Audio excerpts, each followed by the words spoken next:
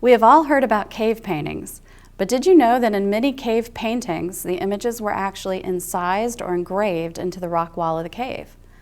While pigments were definitely used, the figures, often large animals such as bison, horses, or deer, were etched into the rock wall or ceiling. This lesson plan focuses on that difference and moves cave painting out of the strict definition of painting. The pigments traditionally used included red and yellow ochre, hematite or charcoal for black, and manganese oxide for purple. The use of contemporary powdered tempera imitates the look of those ancient storied walls. To imitate the raised and carved images of many cave walls, we will use stencils cut from duralar and a thick paste made from the powdered tempera colors mixed with flour and water. The paste can be easily incised with various tools, and when dry, it will crackle. This is an image I've chosen to use in my cave painting. I've drawn it onto thin duralar so that it can easily be cut with scissors. I'll cut out the inside portion of the image and leave about a 2-inch border all the way around so that it can be used as a stencil. Next, I'll make the tempera paste. I've already mixed just the tempera powder and water, and now I'm going to add enough flour, just plain white flour, to form a thick paste.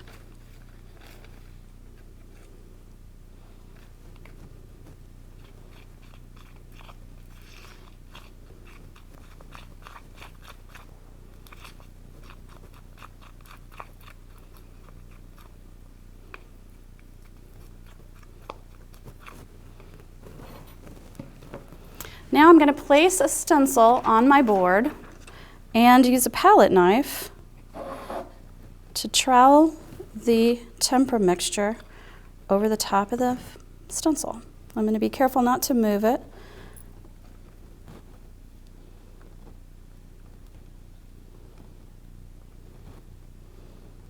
Make sure I cover all the areas that were cut out.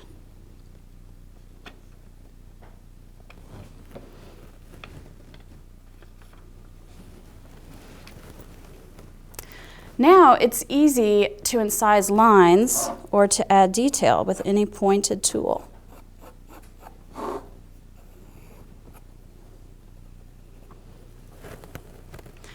I could choose to repeat this process with the same stencil or use others.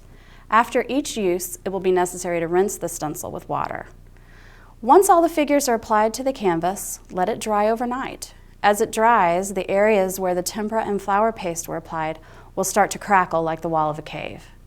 Now, more color may be added. A combination of acrylic washes and rubbed-in dry tempera can be used.